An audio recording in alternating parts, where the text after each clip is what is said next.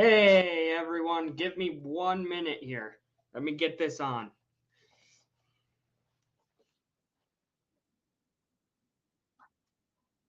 Oh, it's there.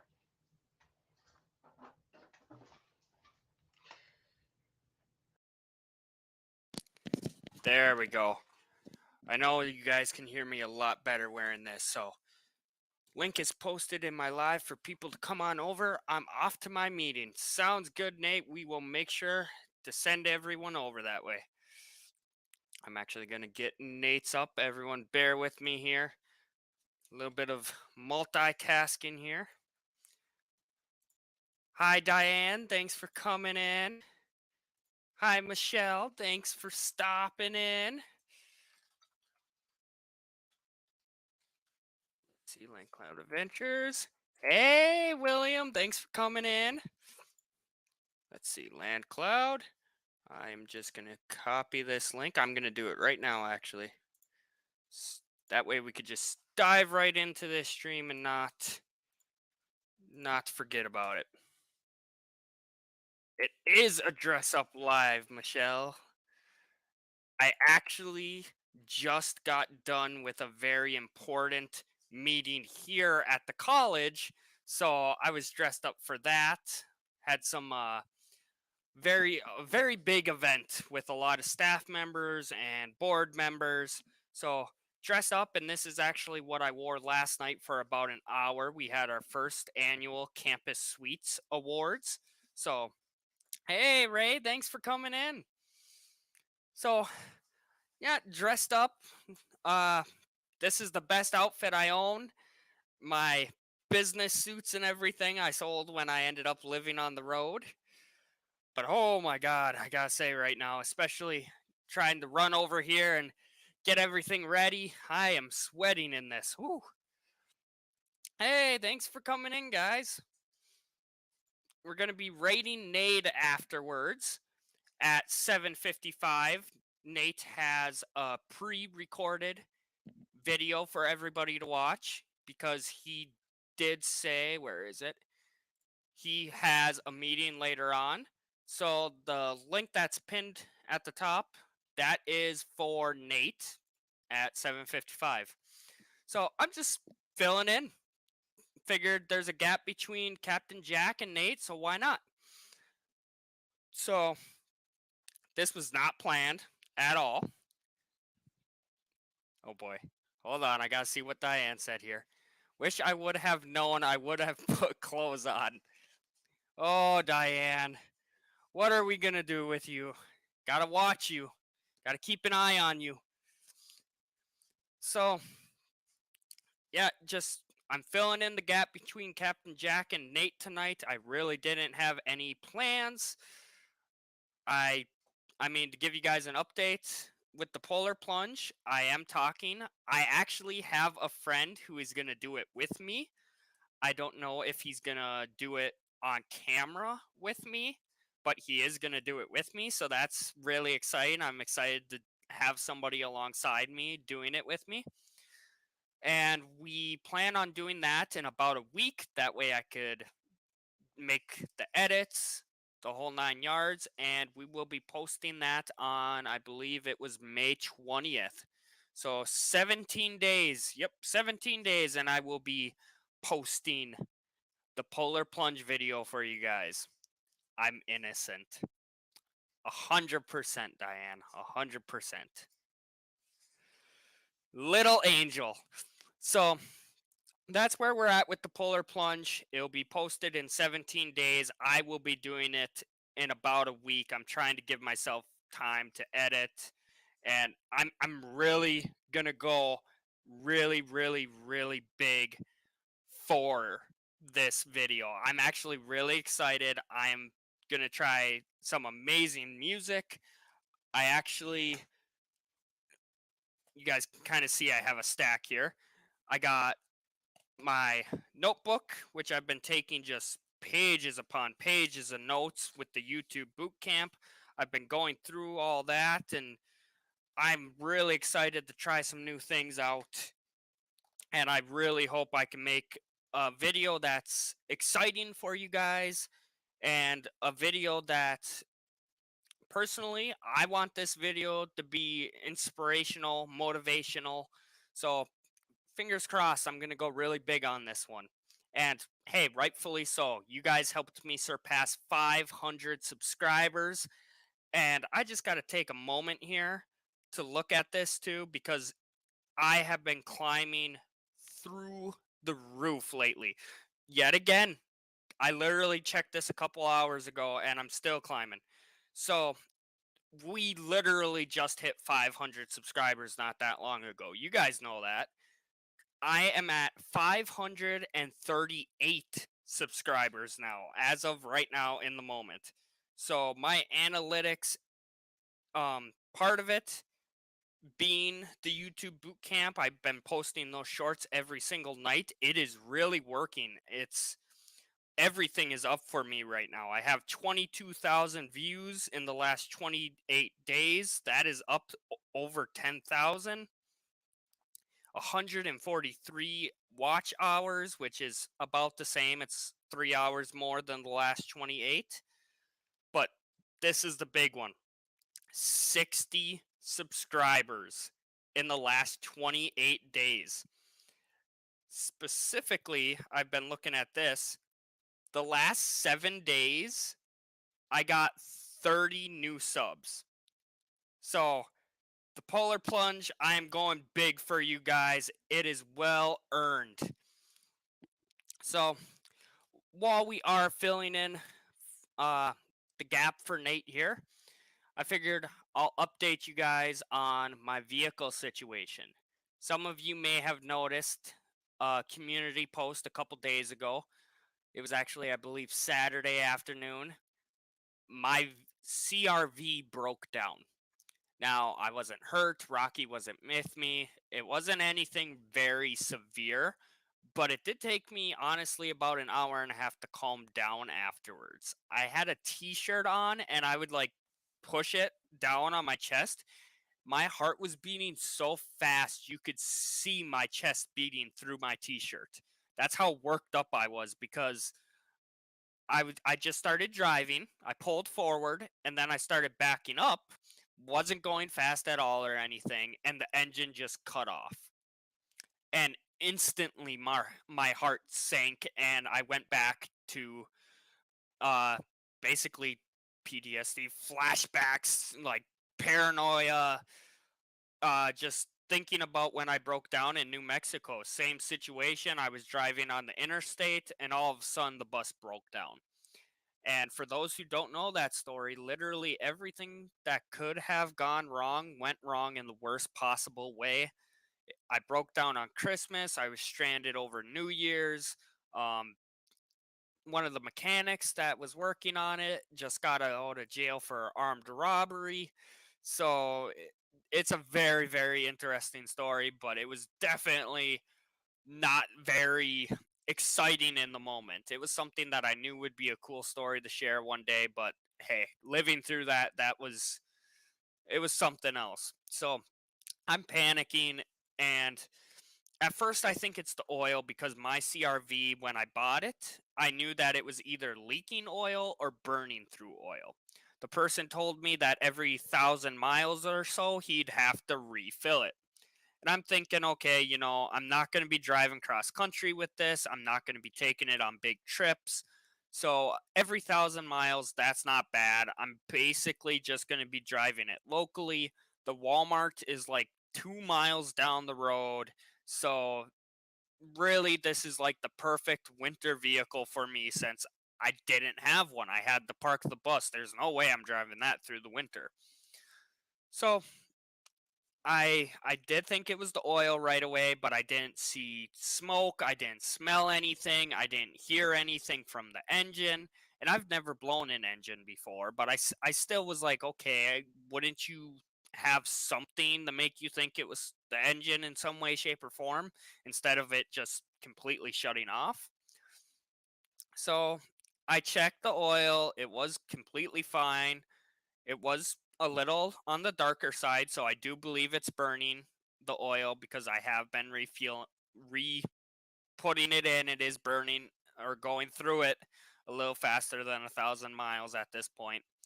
But I definitely think it's burning, especially with the snow on the ground here. I haven't been able to find a leak anywhere, haven't seen any drips, and it was pretty dark when I checked it. So I think it is burning it, but there was oil in there, couldn't have been that. So the next thing I'm thinking about is how the vehicle was chugging when I first started up, and especially when I accelerate, the vehicle would chug really bad. And it kind of reminded me of the Caravan. The Caravan is the first vehicle I took to Arizona at this point 2.5 years ago, pretty much. And every now and then it would start chugging after getting gas, and it would just suddenly shut off. So this is about the same exact thing, and I start thinking about it more and more. This has been happening for about a month, 2 months now. I haven't added heat to the engine or the to the fuel. I haven't added heat to the fuel. That's honestly my mistake. I didn't even think about it. I don't know why. Like I said, the van used to be the same problem, and I drove that across the country twice, actually, for that matter. So I don't know why I didn't think about it. I just did not. So here we are. I'm thinking about this. Most likely, the problem for my CRV is the fact that it's either the fuel filter or the fuel pump. Now, the problem with this vehicle in particular is that is not something that I can fix. The fuel filter or the fuel pump, whatever it may be, I'd have to drop the gas tank in order to fix it. Which, yeah, that's something you could do by yourself, but you basically want the vehicle to be empty of gas and this and that. And if you bring it to a mechanic, you're probably looking at $600 to $1,000 just to have that part replaced. Hey, thank you for stopping in. I'm just going to be filling in here till 7:55 Central, and that's when we will be going over to raid Nate. So, yeah, that's where I'm sitting currently. I think it's the fuel filter and the fuel pump, estimating 600 to 1,000 to fix it because you would have to drop that gas tank. And I just made the decision that I'm not going to do it. Diane says, have you checked your PCV valve? Honestly, Diane, in full honesty, I don't know what the PCV valve is. And I say that because I want people to know too, yeah, I drove across the country, but I wasn't ever mechanical. I it's been a learning experience for me. So there's still things like Diane's suggestion here that I'll definitely look into. Um maybe it is that. But I'm thinking it's the fuel filter, the fuel pump, because that was the case with the van. The van, it only happened every 6 months. I wasn't too worried about it. This, it chugs pretty much every time I start it up, until you're accelerating for a while. Okay. Positive crankcase ventilator valve in the fuel line. Good to know, Diane. I'll look into that. I'll definitely look into that. Thank you for pointing that out. Um, basically the way I'm looking at it right now is I feel like it's something with the fuel. The oil was fine. I feel like the way it's chugging, maybe it's hard to get the fuel, and then in this one case it didn't get fuel to the engine, and that's why it just cut off. That's why it just died completely. Because like I said, once you get going too, you're fine, more or less. I've never drove it. I mean, this is the first time that it died too, but I've never drove it for a significant amount of time and then all of a sudden it just dies, or I'm going 50, 60 and it dies. So, and that's the same thing with the van, except I would take it on longer trips, obviously going cross country.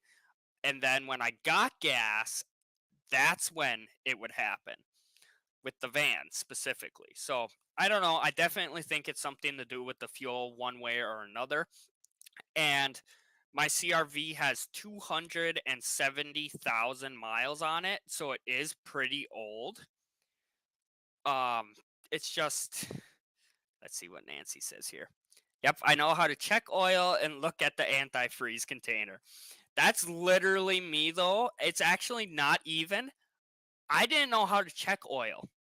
2.5 years ago, when I was first starting to look at possibly like just living on the road for 3 months back then, I didn't know how to check my oil. And I say that and I point that out because, like, it's a legit excuse. Hey, I don't know how to check my oil. Is it reasonable that I'm driving cross country by myself? But it's also something that, hey, don't let it hold you back. You can do it. If you really want to, you can do it. PCV valves clog a lot and no one looks there. Took me 10 minutes to change and 10 bucks. Good to know. That is one thing too. It's hard because graduation is next Friday, the 12th. But as a staff member, I mean, even not as a staff member, but the automotive department here, they'll take people's vehicles in and they'll fix them up. But it's got, yeah, it's got 265,000, 270,000 miles, somewhere around there. So it's very high mileage. Apparently, Rocky wants to play right now. I don't know if you guys saw that. He literally just threw this at me. Now I'm breaking things. Um, very high mileage, very old vehicle. And I was looking at buying a truck or an SUV within a month, 2 months tops, because we are planning the Pictured Rocks trip and I want to make sure I have a good vehicle for that. And I want something that can pull a camper. Now, I was originally looking for something that was going to be like 20 to 23 feet for a camper. But as I've been looking at them, I've actually found a couple that are like 15 feet, 18 feet. And I think between Rocky and I think we could get by with a camper about that size. So I'm trying to find something, again, SUV or a truck that's going to pull that. I planned on buying it within a month or two. So now I'm sitting here debating about, is it even worth fixing the vehicle? Is it even worth going down the road of trying to find a mechanic if I can't do it myself? Is it worth crawling on the ground because it's so low to, and I could squeeze under some tight vehicles with the van, the bus, I could squeeze into some tight places, but the CRV is really low to the ground. I gotta raise it one way or another. Um, is it really worth the hassle of going through all of that? I just don't know. Um, I have a decent amount of money saved up for a new vehicle. I'm gonna be selling my bus now. I'm I'm thinking I'm gonna put the asking price at 7,000 or best offer because I got it's I've already done a lot of the work on the bus, but it's still got so much customization for anyone who is looking at using it from a nomad's perspective. I gutted the seats. It's got a bunch of new parts on it from when I did breakdown. For example, the starter, which by itself is $250 or $300. It's got major solar panels on it, like 400 something watts, bigger panels. It's got deep cycle batteries. It's got the inverter, or it doesn't have the inverter because the inverter blew up this summer. That's the only thing you wouldn't have for the solar. But you'd have the controller. The controller is about $400. So I insulated the bus. I took all the seats out and I put insulation in. The only part of the bus that doesn't have insulation is the ceiling because I ran out of the stuff to glue it or whatever to the ceiling. But I have the insulation in there for whoever buys the bus. It's in there for the ceiling specifically. So I'm hoping I'm gonna ask 7 grand or best offer on my bus. I'm just waiting so it warms up. because of the glow plugs. For those who have watched the channel for a while, and I'm not gonna like try to hide it from people, it does have a glow plug problem. It On these colder days, it has a hard time starting, so I used ether. But it's also coming with all of the glow plugs. It's got the glow plugs. I literally have brand new glow plugs. I just don't know how to change them. I don't. I don't know diesels. I barely knew vehicles to begin with 2.5 years ago. So I don't know. I'm feeling like 7,000 is a reasonable asking price for everything when you factor in everything. But hoping between selling that and the money I have saved up, plus the money I have coming in from the college, because again, I don't have rent, I don't have to pay to live here as manager of the dorms. The suite is free. It's genuinely, I kid you not, it is significantly cheaper.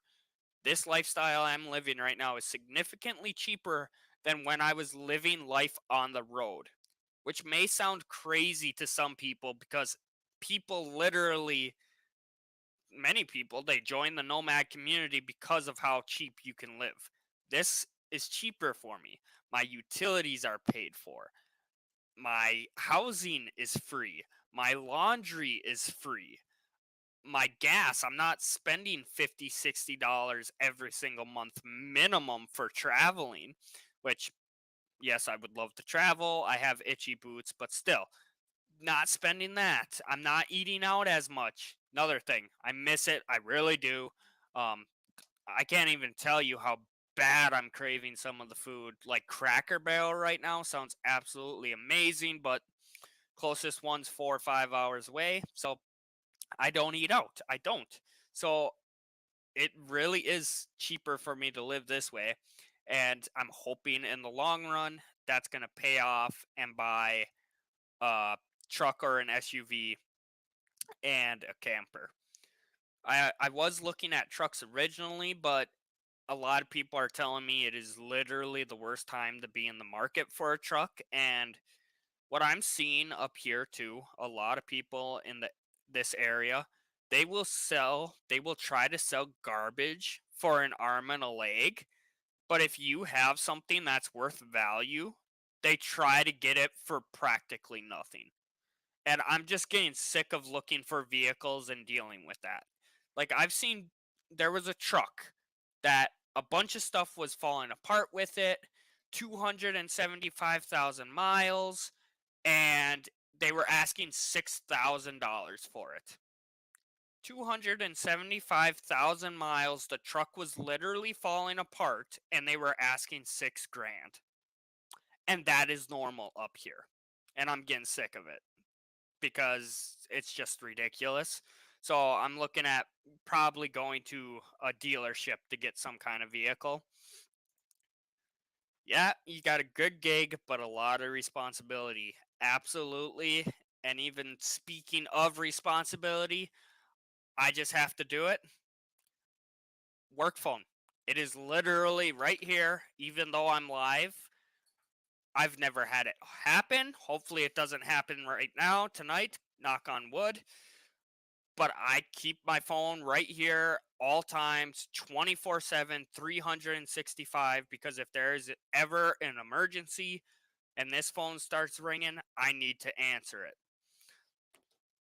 So, definitely a lot of responsibility, especially like I actually just had this conversation with somebody the other day. They were like, "It's so weird to be part-time for uh it's so weird to be part-time for a couple months and then be going to full-time." And I said, imagine being off of work for pretty much 9 months. That's what I lived when I had the bus. I did not have an actual employed job. I was self employed. Imagine that for 9 months. And then all of a sudden, you're working full time, but literally your job is 24/7, 365. Any given moment, I'm going to be running. But I love it. It's a good job. I get to make a positive impact on people, and it's just like I could be the manager that I wish I had as well. Love your thumbnail. Yes, there is a life after Captain Jack. All trucks are crazy expensive. Yes, so going back to that, with how expensive all the trucks are, I'm starting to think about an SUV. Because the other angle of it, and I don't remember, honestly, I don't remember what Nate drives. I don't remember what Nate drives and uses to tow his camper, but my uncle has an SUV. And they're good on gas mileage when you disconnect the camper. They're pretty good on gas mileage. So I'm thinking, okay, theoretically, if I wanted to, could I disconnect the camper and leave Rocky in the camper for a little bit and just run to town and do some DoorDash or some Uber Eats or something along those lines if I wanted to? You don't want to have a vehicle that's bad on gas if you're doing that stuff. So that's where I'm starting to look at SUVs a little bit more. The downfall to that, the reason I was looking at trucks originally, I thought if I'm towing a camper across the country, a truck is probably made for towing more than an SUV is. And I just figured if I didn't want the camper, say I want to go camping locally for one weekend, Rocky and I could get in a truck and we could camp out of the truck. It'd be a little tight, yes, wouldn't be the best setup, but I also didn't mind camping in my caravan because I was only in there when I was really sleeping, more or less.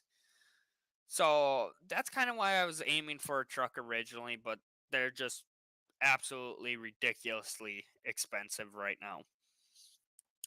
So that's where I'm looking at this summer. I'm looking at the campers, the trucks.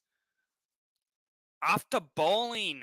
I am jealous, William. I am jealous. I want to go bowling so bad. I haven't done it in forever. I absolutely love bowling. Go get a perfect 300. I wish you best of luck. So that's my plans currently. Trying to get that truck, trying to get that camper. Planning the trip for the summer here to meet up with Nate and Captain Jack. I'm trying to do M23. Anyone? Anyone in the chat right now who's going to M23? Is there anybody?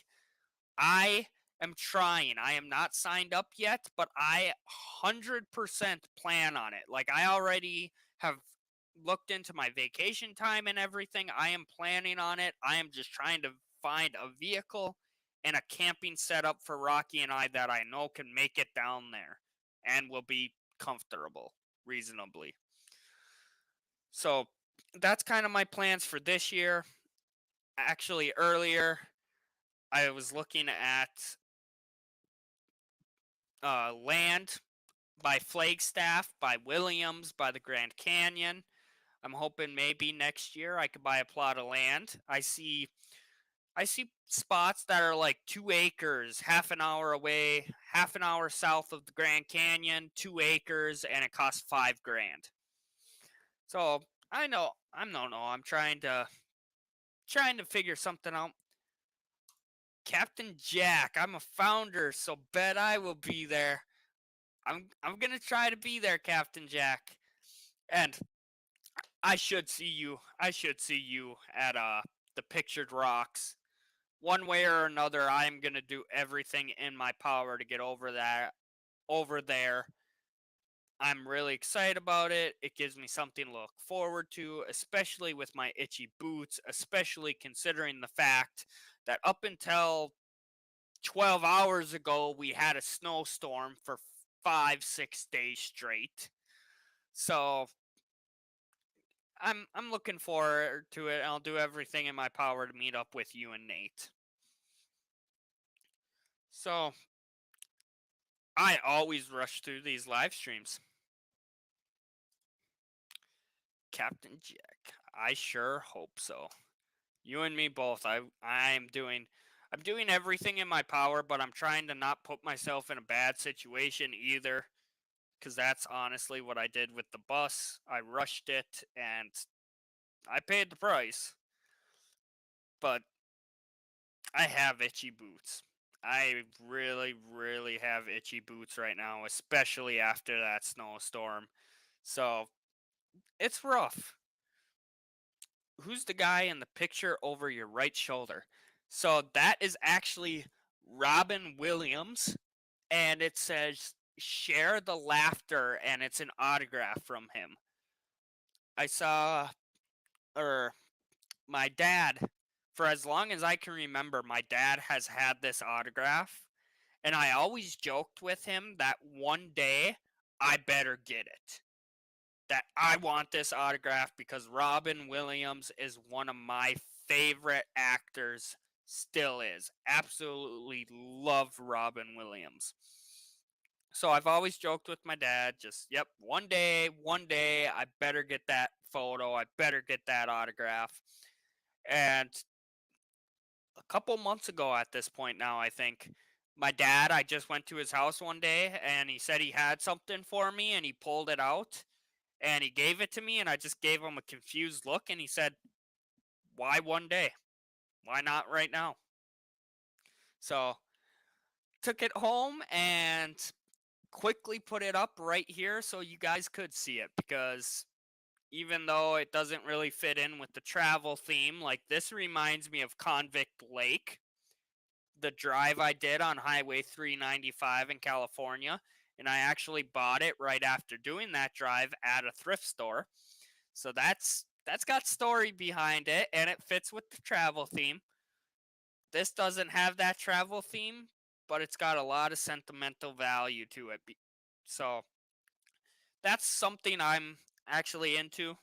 We'll go down that route because I still have 25 minutes here. And like I said, I did not have a live planned or anything planned for tonight.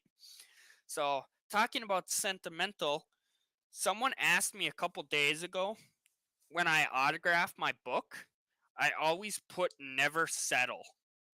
So, somebody asked me the other day, why do I put never settle? And what exactly does that mean? So, never settle, some people do take that in a bad way. But me, I think it's a double edged sword. I think that you should never settle down. I think you should settle down, but you shouldn't settle down. So by putting never settle, what I mean is that every single day you should strive to make the most of your life. Because if you never settle down, you're always going to be stressed and you're going to be anxious and just it's a negative thing. But I feel like you can settle down, but strive for more. Strive to make the most of every day because tomorrow is never guaranteed. Now, where does that exactly come from? Well, actually, referring to my dad again, for as long as I can remember, my dad always told me never settle because I always had dreams of I want to do this, I want to do this, I want to do this. And my dad's response would be never settle. You can always learn more. But people tend to get content with where they're at in life. They tend to get comfortable with where they're at in life that they don't get out of their comfort zone anymore. They don't get out and they don't learn anymore. They just stop. And that's that's this. Never settle. Like you can be content with where you're at in life. You can be happy with where you're at in life, but still keep an open mind and get out of your comfort zone because you never know what you may find. Some of your best things in life are going to be out of your comfort zone. I mean, the book is literally called Discomfort, the Key to Your Best Life. So, way cool. Robin and Carlene were idols of mine. Kind of like refusing to grow up. Holds hand up. Yeah, that's a thing too. Like never growing up. Too many people they get really serious about life. Cause you're an adult, I get it. As an adult, especially like working for a college, you got to be professional and you're a public figure and you want to, like I said, be professional. That's You're an adult. But at the same time, like, don't don't let your childhood curiosity disappear. And don't let your sense of childhood fun on occasion, like jumping in puddles. Like, people look and they're like grown adults jumping in mud puddles and they judge you. Who freaking cares? Really? Like, you got to stop caring. A grown adult, oh my god, he's a grown adult and he's jumping in a mud puddle. Whatever. Have fun. If it's making you happy and you're having a fun time, it doesn't need to make sense to anybody else. If it's not hurting anybody, it doesn't matter. Have a fun time. Don't let other people judge you, and don't let other people take away that sense of childhood fun, childhood curiosity, and childhood adventure. Puddle jumpers rock. I think Captain Jack and I should do the polar plunge. I think Captain Jack should come up here within the next week and he could join me in doing the polar plunge. Or heck, you know what, Captain Jack? What's the temperature down by you?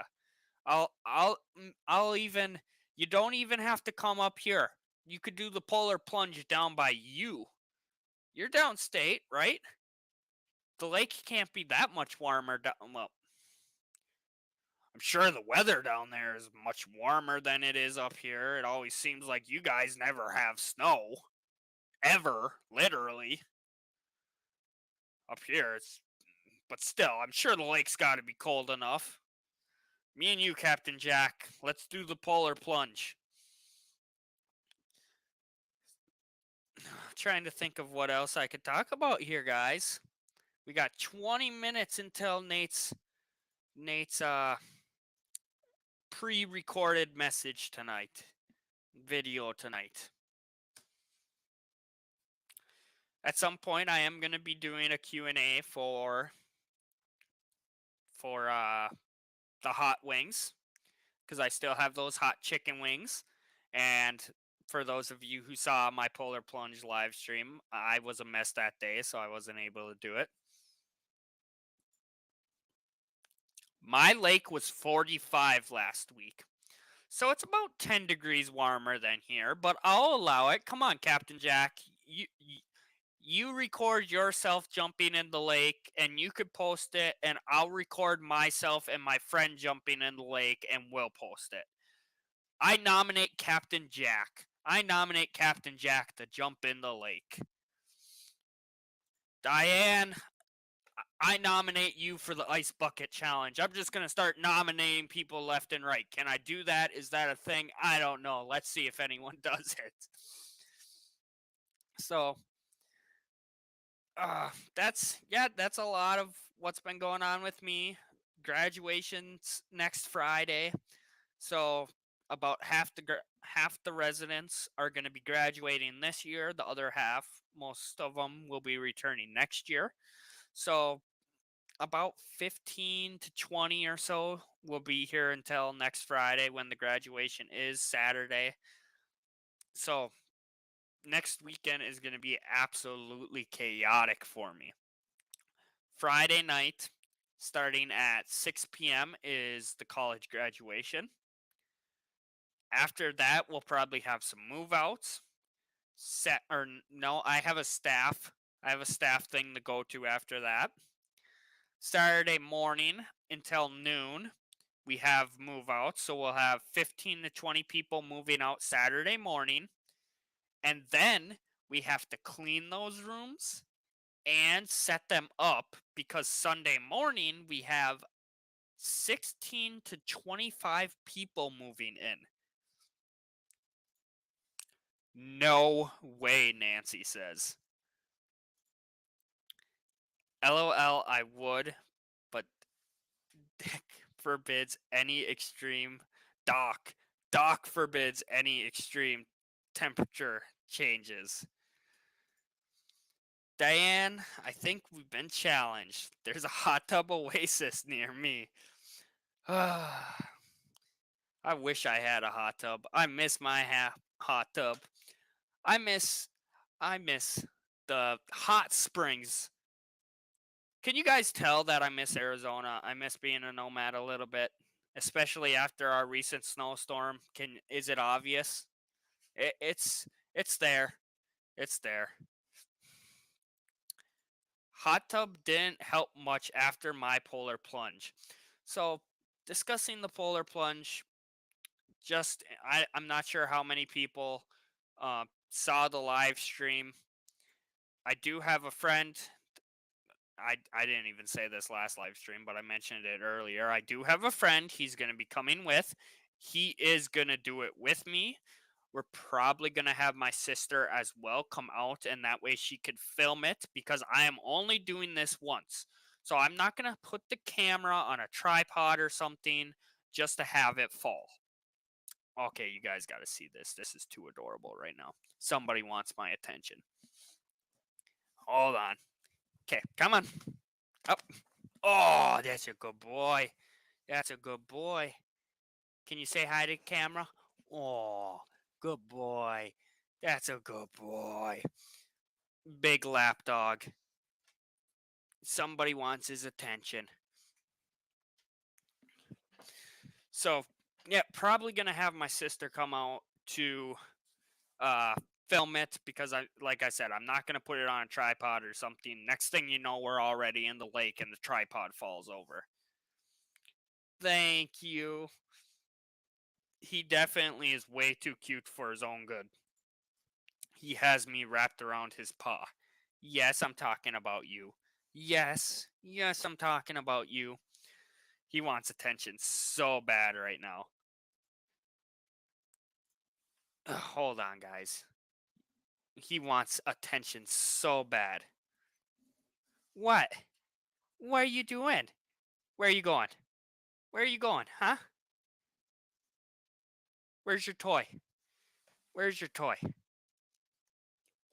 I need to get a second camera for you guys.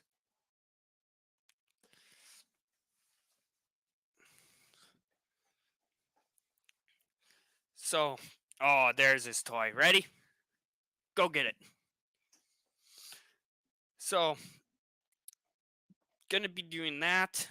My idea is I'm probably gonna be wearing just swim trunks. I'm probably gonna uh I'm thinking just swim trunks and then I'll be barefoot, but I'll have sandals on the beach as well as a dry towel that I could kind of climb. It's very, very hard because those who don't know, Little Girls Point is extremely rocky. So I have very, very mixed feelings about walking because even during the summer, it hurts to walk.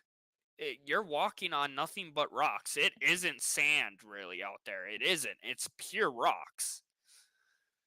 So I don't know. I'm trying to figure out something that I could wear in the water for my feet and also just getting out of the lake.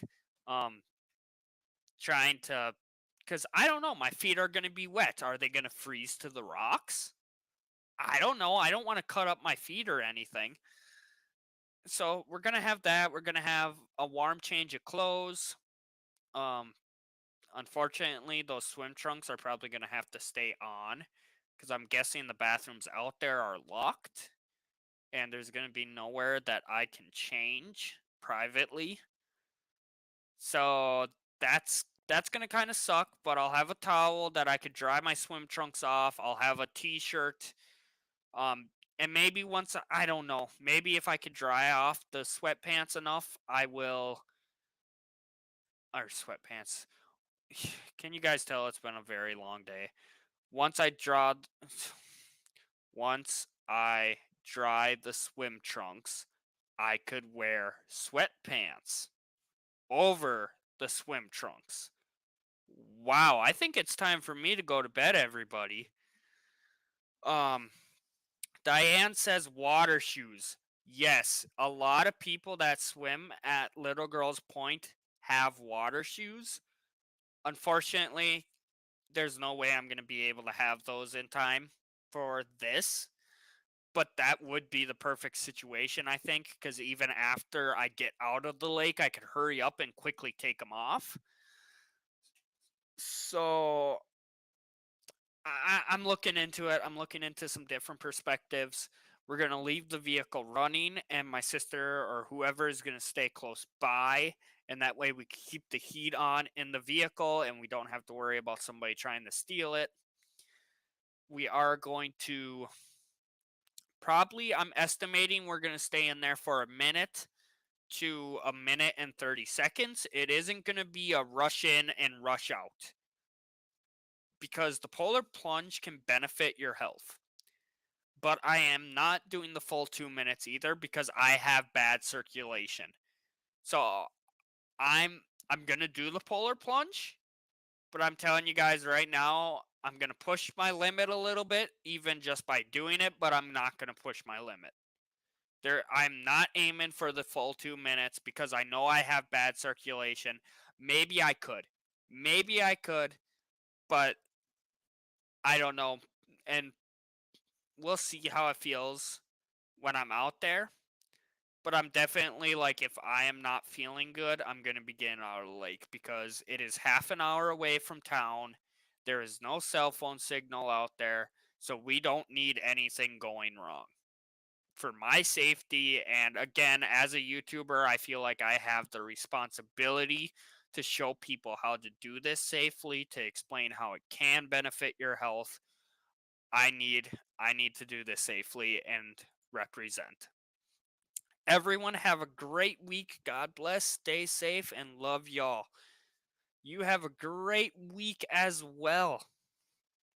So we got 10 minutes here, and we will be joining a pre-recorded video for Nate with Land Cloud Adventures. Oh, Captain Jack.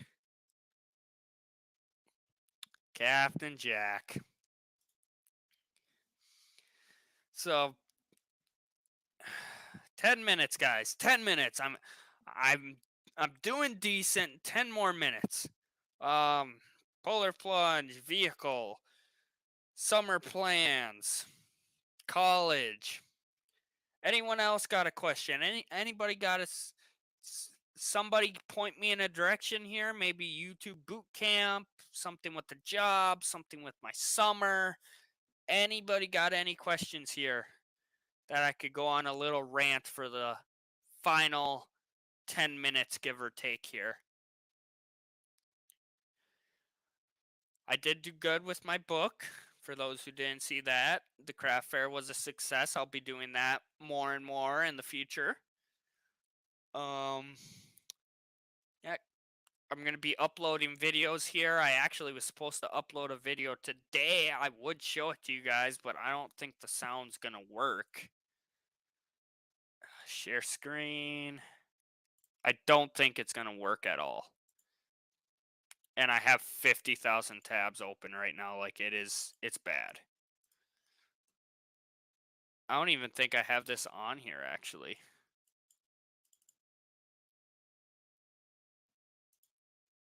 Let's see. We'll give it a shot.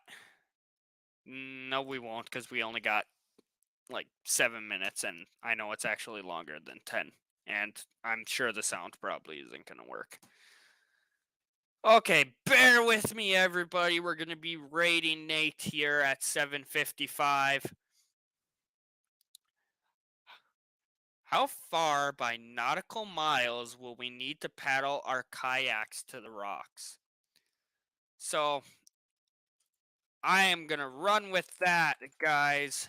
Thank you for Captain Jack for putting a question in the chat here. I will open up, because I think you and Nate, hopefully Nate will see this later on. I think both of you should see this ahead of time, and that way you know exactly what I'm thinking, because I've heard from somebody who owns a lighthouse out there. Let me share the screen with you.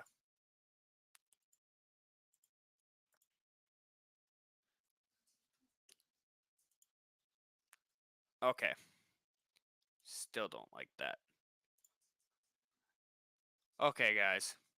So, Captain Jack, I have the recommendation that we should actually drop off right here, the pictured rock lakeshore headquarters.